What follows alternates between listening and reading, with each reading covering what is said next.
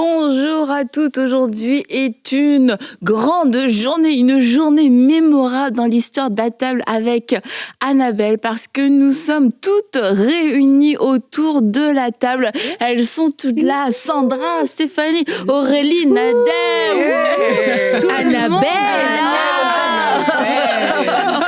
Tout le monde est là, on est bien collés serrés ensemble. Ça se voit peut-être pas trop à l'image, mais on peut pas bouger. Et c'est super, c'est la première fois qu'on est toutes ensemble. On avait voulu le faire, Sandra, en début d'année. J'ai eu des petites complications. Et on n'a pas aimé. Hein. Et du coup, on l'avait annoncé, mais tu n'étais pas là. Mais aujourd'hui, tu es là. Mais aujourd'hui, je suis là. Réjouis. Et on est là aujourd'hui. Ça va être cool, déjà, qu'on soit là. J'espère que ce sera pas notre pire émission. Non, on l'a déjà vécu. Avec Jérémy, peut-être. Mais non, ça va être une très bonne émission. Mais par contre, on voulait parler des pires aujourd'hui. Alors, pour les volontaires, celles qui voudront raconteront leur pire. On verra quel pire nous allons raconter parce qu'à la fois, c'est des choses, on redoute certaines choses et puis on se dit, mais si ça m'arrivait, j'arriverais jamais à m'en remettre. Ce serait la fin, j'aurais trop honte, etc. Et puis finalement, on se rend compte que on survit. On est toujours là. Stéphanie disait juste avant l'émission, si le ridicule tuait, je serais morte. Depuis longtemps. Et tu es toujours là, pourtant. Oui. J'avoue que je pense que tu as la palme de pas mal de... ça va avec les années. Tu vois, les années de ministère, j'en ai raconté quelques-unes. Et j'en ai encore, mais des drôles et des moins drôles, parce qu'il y a des pires qui sont pas très drôles, et dans lesquels on a vu la fidélité de Dieu, la bonté de Dieu. Puis il y a des pires qui sont un peu légers, mais quelquefois, attention, il y a des pires légers, des pires un petit peu drôles qui nous arrivent, mais pourtant ça peut devenir un vrai blocage, ça peut devenir quelque chose après qui peut créer des phobies, des craintes, etc. Moi je dis, je lance, je balance, je commence avec toi Sandra. Et un pire... Elle a commencé avec un truc drôle. Moi, parce que c'est rigolo, oui, un peu quand même. Ton histoire de vêtements. Oh non. Allez. Bon, je sais que maman Nadège aime parler des tenues vestimentaires le dimanche matin.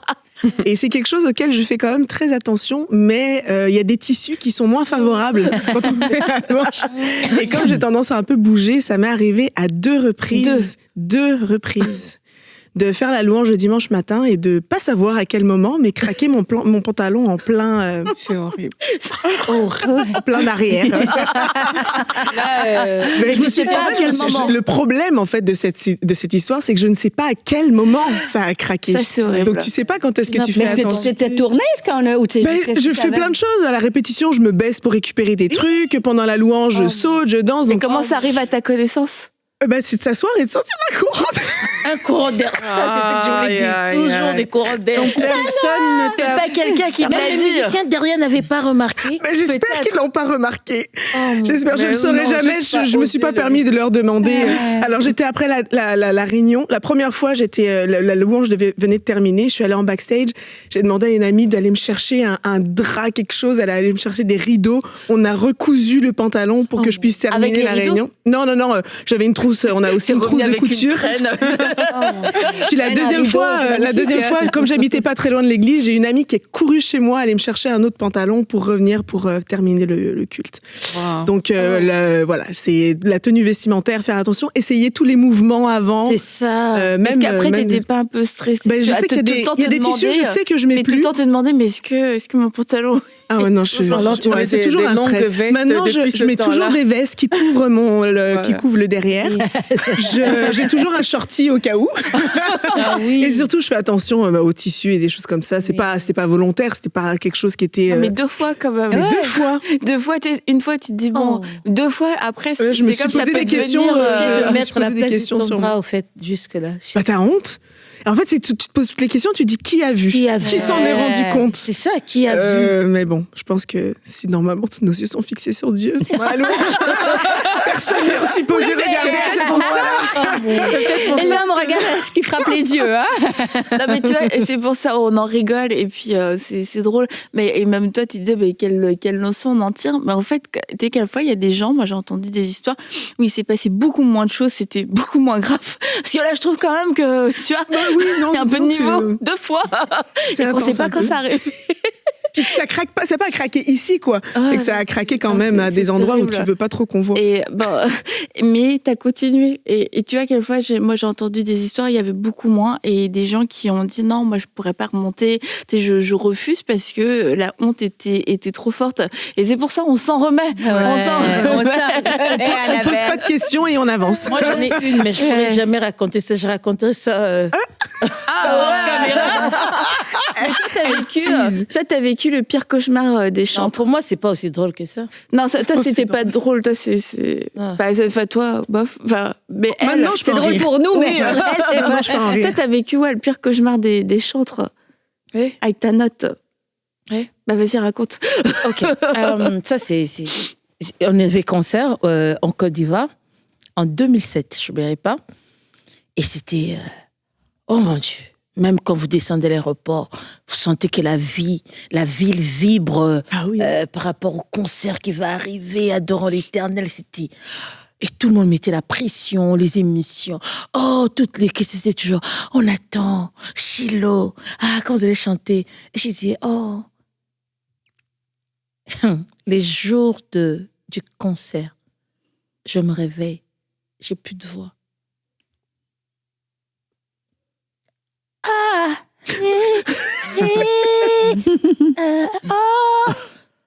J'ai dit non, c'est une blague. J'ai essayé de faire des trucs. Je suis allée vite dire j'ai plus ma voix. Mais tout le monde s'est dit mais qu'est-ce qui s'est passé? Jusqu'aujourd'hui. Mais t'as chanté? J'ai chanté, mais pas à la note de la chanson, parce que du coup, je la chante en fa, et là je suis obligée de chanter en ré. Et ça sonnait fort. Quel écart, tu vois un peu. Bah oui, c'est pas la même chose. Les gens, non même pas, je sais même pas s'ils ont remarqué, les gens ont prié, ils ont crié. Moi, j'étais pas bien. Parce que tu vois, je me suis dit, Seigneur. Mais tu l'as chanté jusqu'au bout? Jusqu'au bout. En sentant que chaque note était la mauvaise note. En allant jusqu'au bout de ce moment. Non, en chantant déjà, en ré, c'était déjà comme ça, parce que la voix n'aurait pas pu chanter à la note. Aurélie aurait ri de toi. Non, mais moi, je t'aurais aidé à chanter ce jour-là. Parce que c'est ma note, moi. Non, mais c'était inconfortable. En même temps, c'est comme un sentiment de honte. En même temps, est-ce que j'ai fait quelque chose que j'ai pas fait attention à ma voix, j'ai crié, qu'est-ce que j'ai fait pour que ça parte comme ça? Je me suis dit, Seigneur, tu avais vu mon cœur, j'étais remplie d'orgueil. Je me suis posé plusieurs questions, j'ai pas compris. Mais j'ai dit, c'est mon Seigneur, à toi la gloire. Et tout, parce que là, je savais pas comment expliquer. J'ai dit, Seigneur, si c'est vraiment, tu as vu, c'est peut-être qu'il y avait de l'orgueil dans mon cœur. Seigneur, pardonne-moi. Mais j'ai tiré la leçon. Si j'ai pas fait attention à ma voix, je te promets, Seigneur, je ferai de plus en plus attention maintenant. C'est vraiment ça, mais c'était pas un sentiment agréable. Et moi, j'ai le pire cauchemar de prédicatrice. Pas de prière, ça, je voulais raconter, mais de prédicatrice. J'étais à Nouvelle Vie, il y avait plein de monde, et puis, tu sais, je m'étais préparée dans la prière, Seigneur, parle-toi. Et j'avais écouté un prédicateur, puis il avait fait une illustration, et moi, je me disais, c'est super, ça. Je pourrais faire cette illustration-là, tu vois. Et lui, il avait pris une voiture téléguidée, tu vois, et il avait dit, toi, on est au contrôle de notre vie, tu vois, maintenant, sois passager. Puis là, il y avait sa voiture téléguidée, puis il dit, laisse Dieu te guider, c'est Dieu qui est au contrôle de ta vie. Avouez que l'illustration, c'est bon. Ouais. Donc, moi, d'un élan, je me suis dit, je vais faire la même chose, quoi. Donc, il me trouve une auto téléguidée. Là, le gars, il me dit, il faut que tu pratiques. Moi, tout est vite, tu vois. 2 minutes, j'avais clic, j'avais pratiqué avec le truc. Donc, en plein élan de prédication, je prêche et je fais comme le gars, tu vois. Je fais comme le gars. J'ai dit, laisse le contrôle à Dieu. Prends le côté passager. C'est Dieu qui est au contrôle de ta vie. Bzzz. Puis là, l'auto téléguidée, elle tombe en bas du stage parce que La foule, parce qu'il dit, oui, c'est ça, c'est si Dieu est au contrôle de ta vie, tu vas te planter, mais la honte, mes amis. Fait qu'il m'en parle encore à Nouvelle, si tu viens, fait que c'était la honte totale. Et là, moi, je me suis... Toi, de l'intérieur, comment tu là, le vis, là, je veux...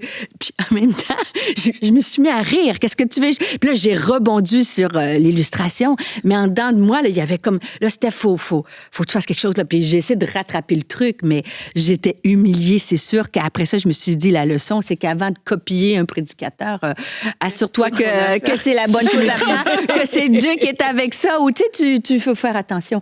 Mais écoute, après ça, toute l'équipe pastorale m'en ont parlé. Au staff meeting le mardi, ils ont rigolé de mon illustration de feu, tu vois.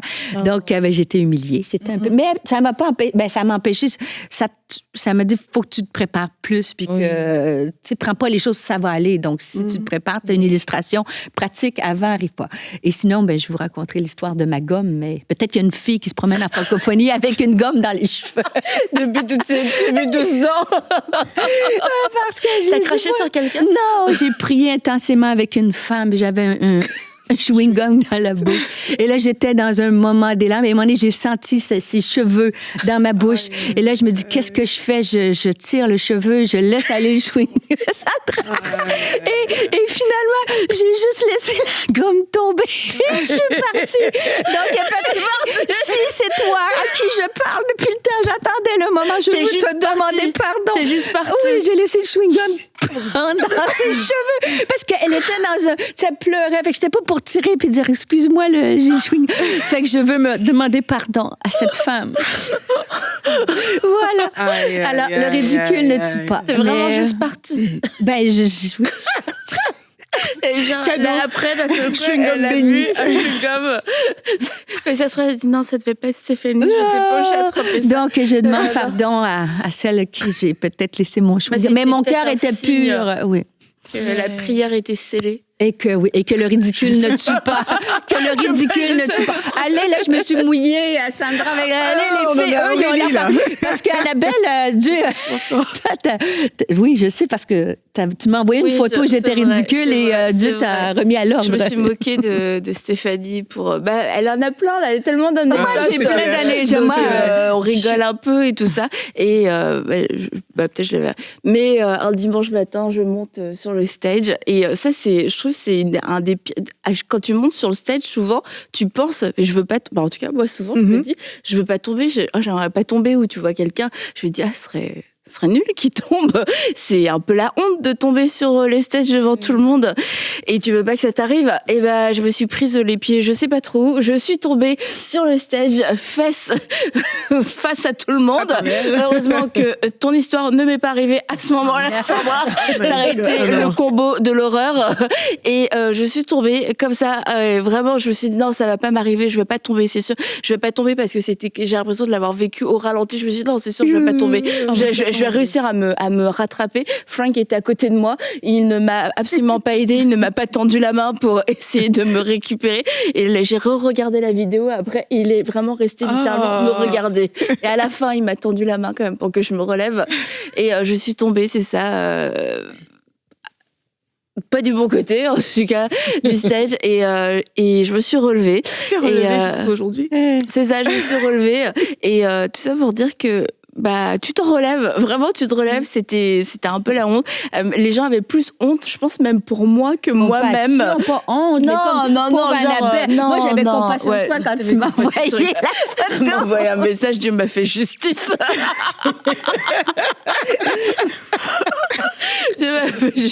Et j'ai fait ce que j'avais à faire après. Heureusement, je prêchais pas. Je pense que je prêchais pas. Ça devait être juste des annonces. T'étais pas là en plus. Bon, en tout cas. Mais quelquefois, c'est vraiment le truc. Tu te dis, faudrait pas que ça m'arrive. Je voudrais jamais que ça m'arrive, ce truc-là. Et finalement, ça t'arrive. Mais le monde continue d'avancer. Oui. Et puis, écoute, on parle de ça les premiers jours, et puis après, on passe à autre chose. Mais quelquefois, c'est nous, dans notre tête, on passe pas à autre chose, on reste bloqué avec ce truc, comme si tout le monde pensait à ça. Alors que pas du tout. Il y a que toi qui penses à ça, les autres, ils pensent pas du tout. Et toi, tu fais le film dans ta tête tout le temps. Parce que c'est toi qui vis le traumatisme. C'est ça. Moi, c'est ton orgueil à toi aussi. Il faut passer au travers. Ce qui m'est arrivé un jour, moi, qui m'avait quand même touchée, Surtout qu'on a raconté l'histoire après, je l'ai su. C'est que une fois, on était en mission. On allait, quand j'étais à l'église ICC, on allait souvent en mission. Et si vous m'avez connue quand j'étais à ICC, j'étais souvent quand même bien habillée, avec des talons, avec tout le kit. Il fallait que je sois propre. Donc, c'était un peu une image que je projetais beaucoup. Donc, pour moi, c'était hors de question qu'on me voit avec une image décontractée, quoi. Tout le temps, il fallait toujours que je sois très bien. Sauf qu'un jour, on est allé en mission et puis ce jour-là, on échangeait de chauffeur. Donc moi, je me mets à conduire et tout. Et puis à un moment, je vais enlever mon écharpe. Et quand je vais enlever mon écharpe, ma perruque sort avec mon écharpe. Et là, ma perruque, elle tombe. Sauf que je me rends pas compte tout de suite. Il y avait on avait pris un gros van, on était plusieurs dans la voiture. Il y avait des garçons. Avec tes copines, non, c'était que des missionnaires. C'était plein de garçons. Il y avait mais là, pas tout de suite. Mais puis là, j'entends un des garçons derrière moi, il me dit, Aurélie, qu'est-ce qui se passe avec tes cheveux? Et quand il me dit ça, je réalise que, mais en fait, j'ai plus ma perruque sur la tête. Elle est tombée. Et j'ai essayé de retenir la voiture, mais je voulais arranger ma tête et tout. Mais bon, là, on allait dans tous les sens. Vous avez failli avoir un accident? Finalement, on a failli avoir un accident, oui, parce que je voulais tellement arranger ma perruque que je ne regardais plus devant moi. Mais par la grâce de Dieu, on était sains et saufs. Et Pasteur Célestin, si vous écoutez ça, pardon. Moi, ça me fait rire parce qu'une fois, mon mari a retrouvé une de mes perruques, ça fait longtemps. Il ne savait pas toujours comment on appelait perruque. Il était perdu, je pense, au début du match. Puis, il était là avec la perruque en même temps de me dire, chérie, j'ai retrouvé une de tes casquettes.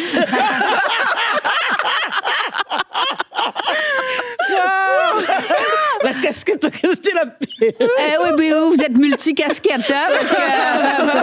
C'est clair. Mais moi, je pense que c'est l'une des choses terribles qui peut arriver quand ta perruque est tombée. Franchement, c'est quelque chose que... Pour l'image de soi.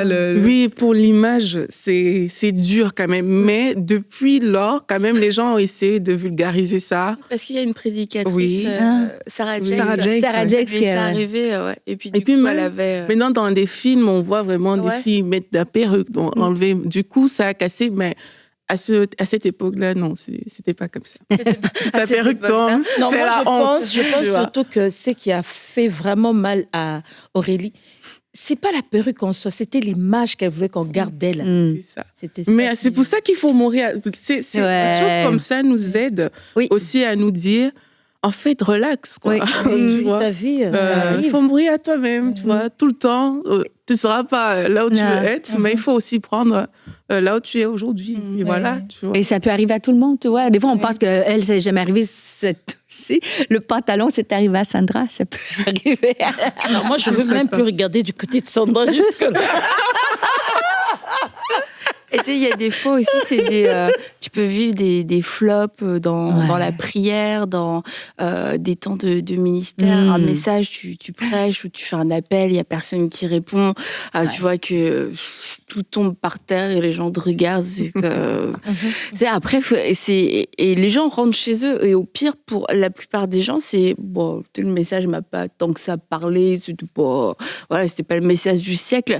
Mais toi, tu rentres avec... tu te dis, mais c'était horrible, c'était nul. Tu repasses tout ton message et puis ça peut te remettre quelquefois en question. Est-ce que c'est mon appel? Est-ce que j'ai fait la bonne chose, etc. Et on a tous eu, et puis nous, on le dit, tu vois, dans la formation, il y aura ces moments où tu vas vivre des temps, tu vas vivre, ce soit un set de louanges, tu vas vivre un message, tu vas vivre une exhortation. Ce sera horrible. Toutes tes paroles vont retomber. Peut-être même tu vas dans tout ce que tu vas dire, tu t'embrouilles, tu te trompes. T'as dit Abraham au lieu de Moïse. C'est comme et je dis pas que c'est Dieu qui le fait, mais Dieu utilise ce genre de choses pour nous apprendre aussi à nous détacher ça peut être de l'orgueil, de la performance, du perfectionnisme. Parce que je me rappelle une fois où justement j'étais à l'église et je devais apporter le message. Et puis ce jour-là, juste avant de monter, j'ai 2 paroles que je reçois et je vais même lire et tout. Et c'est vraiment super. Des passages. Des passages de la Bible. Et là, le temps de monter arrive, je sens dans mon cœur que les passages de la Bible que j'ai lus, c'est ça que je dois faire. Mais j'avais mon truc tout préparé. J'avais mon message que j'avais déjà comme apprêté et tout, que c'est ça que je suis venue prêcher. Et là, je reçois les 2 passages et je suis comme, qu'est-ce que je fais? Finalement, je zappe les passages parce que c'était pas du tout dans ma préparation. Et là, je vais avec ce que j'ai préparé, mais c'était dur. Et à la fin... Toi-même, tu avais l'air lassé par ton message. À la fin du message... Tu peux sentir que comme ça... Ça allait pas du tout. Oui, et à la toute fin, parce que je sens quand même que c'est le Seigneur qui m'a donné les deux versets. À la toute fin, juste pour obéir, tu vois, genre, je vais quand même obéir. Je relâche les 2 versets vite fait et tout, petite explication. Et puis là, je finis le message. Et puis là, Michael, il me dit, tu sais... Tu aurais pu juste faire ton message sur les 2 derniers versets que tu as dit, ça aurait été très bien. Ah. Et puis, il y avait un autre LS qui était là qui dit « J'ai rien compris au message. » mais sauf la fin. Et ce jour-là, je me suis dit « D'accord, Seigneur, maintenant j'ai compris. Ouais. Si tu me donnes quelque chose, je vais avec ça. » Parce que moi, j'étais mes notes. Mes notes. Oui. Mais si je reçois un truc maintenant, c'est comme... Maintenant, je peux voir, OK, même si je ne sais pas où ça m'amène, je vais quand même parler de ça. Et puis, le Saint-Esprit va construire dessus avant de revenir peut-être éventuellement sur ce que j'aurais préparé d'avant. Ce que tu disais aussi, quand on a le sentiment qu'on ne perce pas, moi, maintenant, des fois, on travaille dans la communauté, les avant, tu sais, se préparer, mais se préparer après. Et ça nous apprend que les victoires, même quand ça va bien, ça appartient à la gloire est à Dieu. Et je dis défaites, mais quand on a l'impression que ça va moins bien, Dieu était aussi là, toi, et c'est là qu'il faut construire. Mais quand tu dis l'obéissance, moi, j'en ai dans tous les sens. Un des moments importants, c'est avec Madame Lépine, tu vois. Quand tu dis obéir au Saint-Esprit, c'est au début de mon ministère. Et puis, je parle sur les émotions. Et puis, c'est un des pires moments où je raconte que quand il y a eu la tuerie de la Polytechnique à Montréal, moi, j'étais scientifique, je n'étais pas encore dans le ministère, donc je suis dans mon laboratoire, j'entends à la radio que il y a un tueur à Montréal, la police rentre dans le laboratoire, il me dit « Faites attention, madame, on ne sait pas... » Parce qu'il tuait, cet homme-là, il tuait les femmes de science, toi, les ingénieurs, tout ça. Donc, et là, j'arrive, je vous ramène dans mon message, je prêche, je suis là, et là, moi, j'ai des PowerPoint, tout est fait, et là, le Saint-Esprit me pousse à dire... je parlais de la fois que j'ai le plus peur. Donc, je raconte cette histoire-là, qu'il y avait un tueur à Montréal et tout ça. Et je vois que une femme c'était un petit groupe, on commençait à comme être en train de se liquéfier, être avec sa peine à respirer, tu sais, c'était vraiment intense. Puis là, je me suis dit, mais qu'est-ce que j'ai fait? Et finalement, elle vient me voir et elle se présente et elle dit, je m'appelle Monique Lépine, c'est moi la mère du tueur dans lequel vous décrivez. Et là, je me dis, c'est fini. Moi, je me dans mon esprit, je me dis plus jamais. Je voyais que cette femme-là, c'était la première fois qu'elle s'identifiait avec toute cette honte, tout ce brisement-là. Mais j'ai dit, Seigneur, j'avais tout préparé, mais je voulais juste obéir. Et en fait, de cette rencontre-là, est devenu qu'elle a sorti de l'ombre, est allée chercher de l'aide, puis maintenant, on connaît tout son témoignage. Mais c'était un mutuel de moment.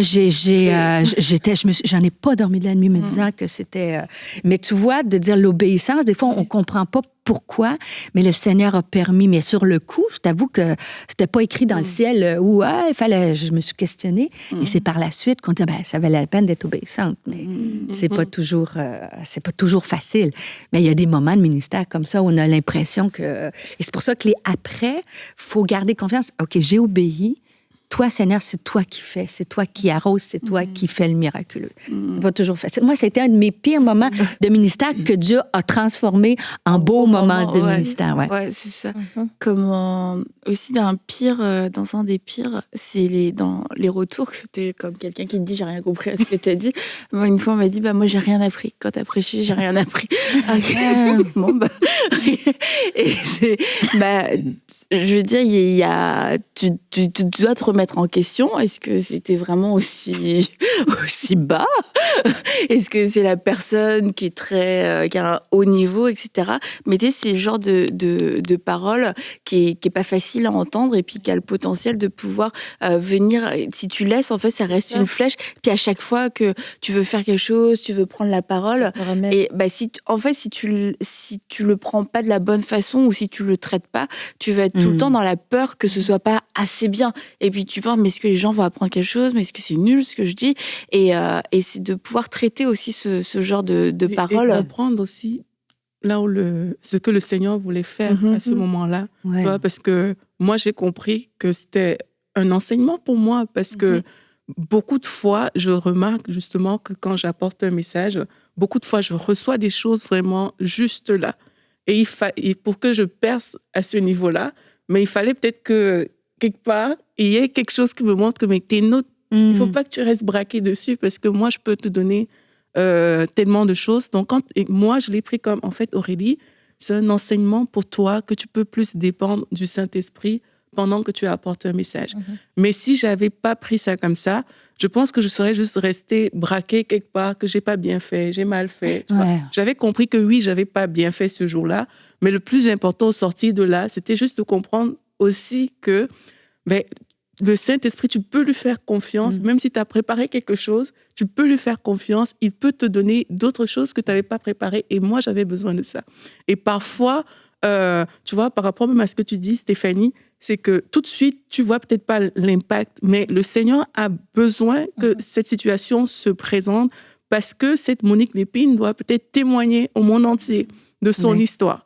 Tu vois, et nous, parfois, on est trop centrés sur nous et on oublie qu'au-delà de ça, il y a quelque chose que le Seigneur veut faire. Donc, je pense que dans chaque pierre qu'on va rencontrer dans nos vies, la bonne question à avoir, c'est quelle est la leçon que je peux tirer de ça, en fait, qui va me permettre d'aller de l'avant plutôt que de rester avec ça sur nous. Et l'obéissance, à partir du moment que tu obéis, que ce soit dans ta préparation sur l'instant du moment, c'est de dire, moi, Seigneur, je suis le canal, tu vois. Si je suis convaincue que c'est ce que tu voulais que j'apporte, bien, c'est à toi que ça appartient. Mais quand les gens te disent, j'ai rien appris, moi, Annabelle, je réponds, l'Évangile, c'est simple. C'est la mise en pratique qui est compliquée. Voilà, donc tu vois, les gens, c'est pas une performance. Non, mais c'est vrai. Donc, tu sais, la prédication, il faut faire attention. Même que ce soit autant de réparties. C'est parce qu'on me l'a dit à quelques reprises. Mais ce que je veux juste dire, c'est que ça revient toujours à cet esprit d'obéissance, puis de dire, moi, je suis qu'un instrument entre tes mains, et puis tout appartient. Et puis c'est vrai que des fois, on a l'impression, et il faut faire attention du retour des gens, parce que des fois, on a l'impression, parce que les gens répondent « Waouh, hey, c'est un super message ». Et là, ça vient de nous, tu vois. Rien à voir. Il y a des fois que quand ça répond pas, au contraire, le Saint-Esprit, il touche une personne en particulier. Mais c'est... et de savoir aussi que Dieu utilise tout. Et tu sais, il change tout ce qu'on pense qu'on peut dire, puis il l'utilise pour son bien. Tu vois, des fois, on pense qu'on a manqué, c'est la chose que les gens vont être touchés. Je me sens mieux. Même. Ouais, mais moi, j'en ai eu des drôles aussi. Mais allez, je ne pourrais vous raconter. Sandra, comment, au niveau de la louange, est-ce qu'il y a des fois, tu t'es dit, tu sors du stage et tu te dis, ah franchement, c'était horrible comme moment, c'était ma dernière fois. Il n'y a plus personne qui voudra jamais m'inviter. Est-ce que j'exagère si je dis à chaque fois? Ça arrive souvent. Mais je pense que c'est plus souvent, une question de... On est dur avec nous-mêmes. Oui, c'est ça, on est dur avec nous-mêmes. Puis tu sais, des fois, tu te projettes de comment est-ce que tu voudrais vivre le moment ou de ce que tu voudrais apporter ou de, tu sais, dans ta préparation, puis finalement, c'est pas comme ça que ça se passe. Et là, tu te dis, Seigneur, j'ai manqué la cible.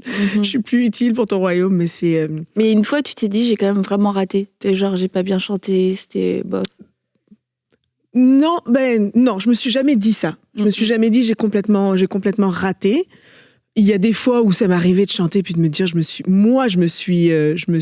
suis ratée, mais je pense qu'à sur le coup, tu sais, la première fois que j'ai chanté à Nouvelle Vie, on m'a fait chanter une chanson qui était difficile vocalement. Donc je l'ai travaillé au point que en fait au bout d'un moment ma voix elle était plus pas que j'avais plus de voix, mais elle était fatiguée. Donc quand je fais le truc, au lieu de que ça soit beau, littéralement j'ai fait la glissade de Tarzan là, c'était comme Mais tu vois, sur le moment t'as honte, sur le moment mais comme on l'a dit, je pense qu'il y a personne qui le sait et qui s'en est même rendu compte. Et je me rappelle même, il y avait un des pasteurs que j'admirais beaucoup à ce moment-là, qui m'a écrit et qui m'a dit « Je sens vraiment que tu as un appel à la louange. » Fait que tu sais, vraiment, c'était lui, ça a été la révélation de dire « Ok, je vois vraiment quelque chose sur la vie de Sandra, puis je veux vraiment investir en elle. » Alors que pour moi, c'était... J'ai voulu vous montrer ma prouesse vocale et en fait, c'est une catastrophe. C'est toi qui avais choisi ce chant compliqué. Ah, okay. Non, on m'avait demandé de... Mais comme quoi, donc là, je me suis dit, j'ai raté, mais en fait, finalement, ça m'a appris la leçon que ça dépend juste tellement pas de moi, que maintenant, même quand j'ai l'impression d'avoir pas forcément fait comme ce que j'aurais voulu faire, bah ça... Oui, il y a ma part, mais tout ne dépend pas juste de moi aussi. Donc non, ça, je relativise par rapport à ça. Mais c'est important, on le dit, si on est honnête, par contre, peu importe si c'est le ministère ou dans la vie, le travail qu'on fait, ça fait du bien d'avoir un retour positif, tu vois. Et je fais appel à tous les gens qui nous écoutent chanter ou prêcher des fois, parce que justement, je pense que chaque prédicateur ou chanteuse, on est vulnérable après parce qu'on s'est donné, parce qu'on avait un piquant. Des fois, tu es assis à ta chaise, puis si personne te donne un retour, ben là, tu te dis, c'était mauvais, ils n'ont pas été tout. Et même si tu essaies de dire, c'est Dieu qui le fait, alors ça fait du bien. Et c'est pour ça que moi, je m'efforce souvent, après un message, je vais envoyer un mot au pasteur ou à la personne qui a prêché pour l'encourager, parce que ça fait du bien. Même si on ne veut pas prendre la gloire, ça nous donne quand même... Donc, moi, je t'aurais dit que c'était un bon message. C'est un bon message, j'ai rien appris, mais c'est agréable. J'aurais un pire, mais qui n'est pas dans la même trempe, mais qui m'a été utile ensuite, après quand même dans le ministère, c'est dans les relations. J'avais un caractère, je vais en parler au passé, mais dans les interactions, dans les disputes, quand je me sens un peu, pas attaquée, mais tu sais, quand je me sens un peu attaquée... Un peu piquée. Ouais, je suis pas quelqu'un qui va forcément tout de suite me mettre à crier, mais je mets de l'huile sur le feu. Je vais être un peu arrogante, hein, ouais, tu dis ça. Et un jour, j'ai vraiment eu une dispute avec quelqu'un qui, lui, avait plus de lutter avec la colère. Et je le savais pas. Mais cette attitude-là, d'huile sur le feu, a fait monter. Il a sauté sur toi. Disons qu'il a fallu qu'on le retienne pour pas qu'il saute sur moi. Ouais. Non, c'est vraiment aller très, très loin. C'est vraiment aller très, très loin. Puis, c'est à partir de ce moment-là, en fait, Dieu m'a appris à fermer ma bouche. Littéralement. C'est réellement quelque chose que Sandra apprend à fermer ta bouche et à avoir des paroles qui apaisent. Oui. Puis ce verset-là, que une réponse douce calme la fureur, tandis qu'une parole dure augmente la colère. Je l'ai littéralement vécu, c'est ça. Et même dans mes interactions dans le ministère, quand j'étais en charge de la louange, quand j'étais responsable, ou même des fois en tant que conductrice de louange, des fois, certains de mes étudiants à l'époque venaient me dire « Ouais, mais quand tu nous l'as dit, c'était un peu dur la manière dont tu nous l'as dit. » Et cette expérience-là, qui a été, je pense, la pire dispute que j'ai eue à vie, mais m'a vraiment transformée parce que je me suis dit, OK, Sandra, tu peux pas avoir ce genre d'attitude-là. Et le fait d'avoir appris à fermer ma bouche dans ces moments-là pour éviter de mettre de l'huile sur le feu, mais essayer d'avoir des paroles calmes et de pas faire ça, finalement, ça m'a aidé dans plein d'aspects. Ça m'a aidé dans mon leadership, ça m'aide dans mon mariage aussi, ça m'aide dans les interactions avec toutes sortes de personnes et je trouvais que c'était intéressant aussi de voir. Oui, j'ai eu peur. Là, t'as réalisé quand même. J'ai eu peur et c'est surtout qu'en fait, ça a laissé des traces sur la relation. Aujourd'hui, avec cette personne-là, ça reste quelque chose de compliqué. Maintenant que j'ai appris à me calmer, j'essaie toujours, même si je suis pas d'accord, d'essayer de parler beaucoup plus avec amour. Tu réponds pas en piquant, toi aussi. D'essayer de trouver un truc pour que la personne, en fait, se sente que parce que je marche toujours un peu sur des œufs, mais je veux que la personne sente qu'il y a quand même de l'amour. Il y a eu un bris, il y a eu quelque chose qui a été brisé. C'est sûr que ça laisse une cicatrice, mais on avance et on a restauré ce lien d'amour-là. Mais c'est sûr que ça a laissé des traces pour cette personne-là, pour moi.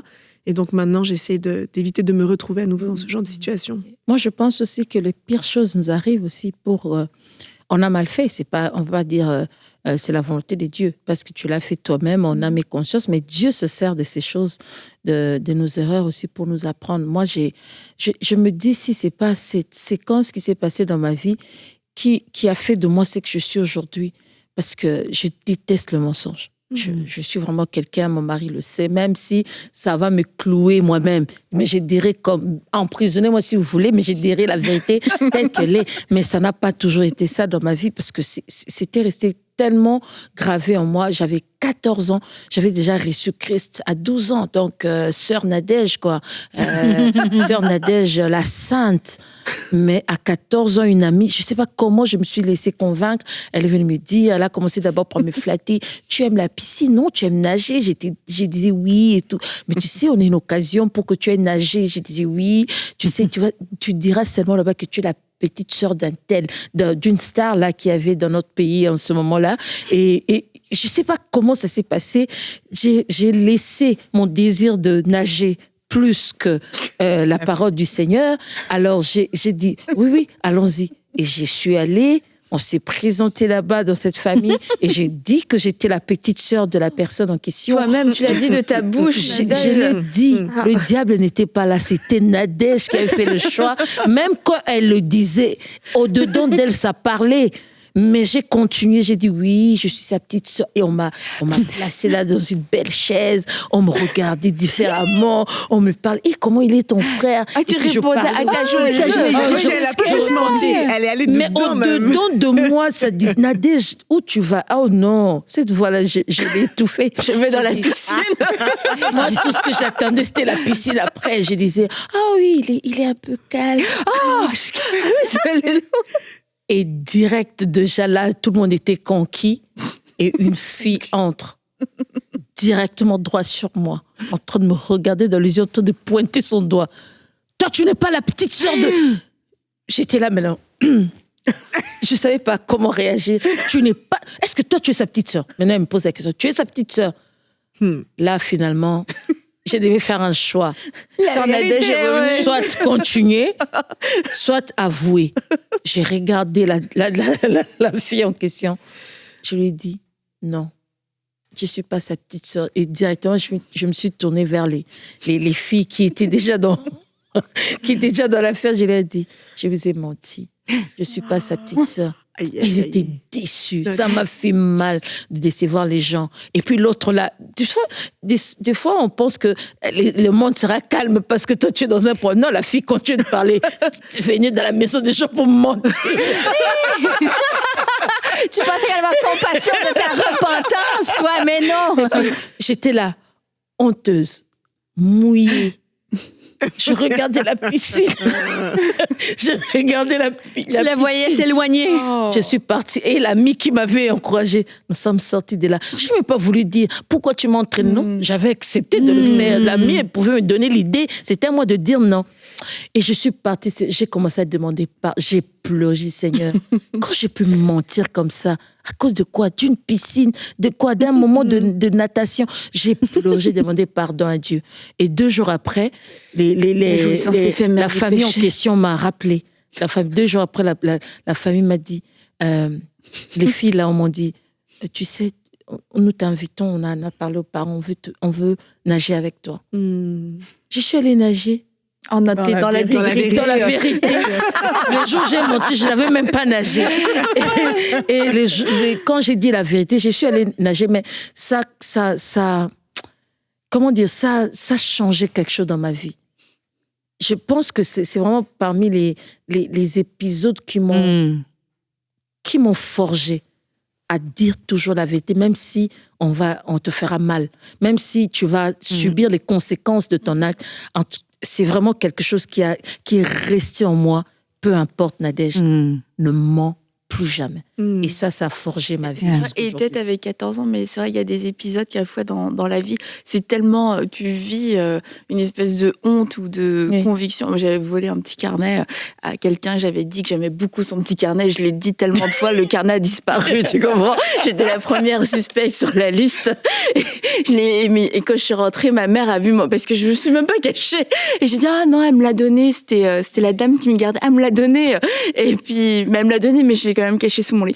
Et elle est revenue, la dame, parce qu'elle cherchait son carnet, elle s'est dit, Annabelle, arrête pas de dire qu'elle aime le carnet, c'est sûrement elle qui l'a pris.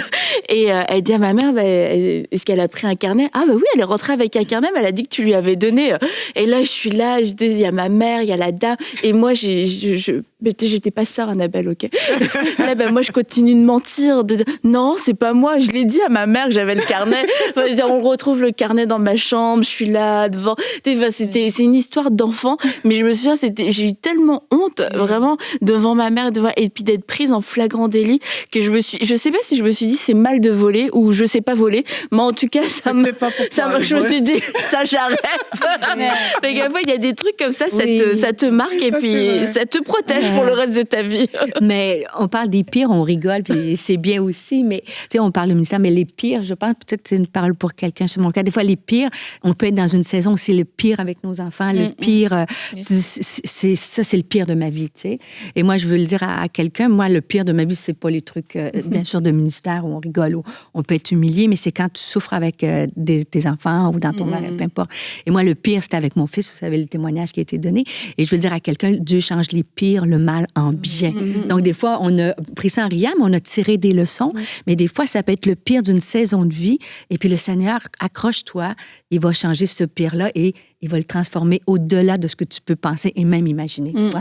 Donc, il y a toutes sortes de pires qu'on rigole. Quelle belle conclusion, Stéphanie.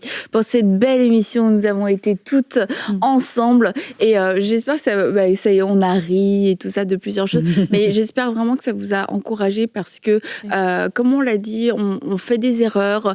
Quelquefois, on subit des erreurs. Il y a des choses qui nous arrivent et on peut se dire, est-ce que je vais m'en remettre? Et oui, on peut s'en remettre. Des choses, quelquefois, qui peuvent sembler totalement absurdes, comme des choses qui sont plus graves. Le Dieu est bon, Dieu est fidèle, et même dans nos hontes, il vient nous relever, et puis aussi apprendre à rire de soi, à pouvoir prendre ce pas de recul et de relativiser, puis de rire sur nos erreurs. Et vous voyez, on repart sur des erreurs.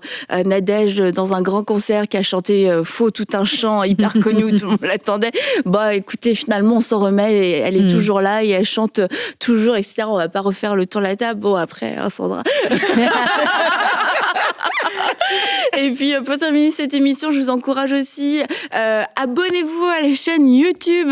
Abonnez-vous pour ne rien rater de nos meilleures émissions. Allons nous parler des pires émissions. Regardez la pire émission où Jérémy est venu. Moi, j'ai cru que ça allait se terminer, que c'était fini, qu'on n'aurait plus jamais d'émission à table. Et tout ça pour qu'on me dise c'était la meilleure émission, Annabelle. Voilà, je comprends pas toujours très bien, mais bon. Et donc, abonnez-vous à la chaîne YouTube. Et puis, on se retrouve lundi. On se dit bye bye. Bye.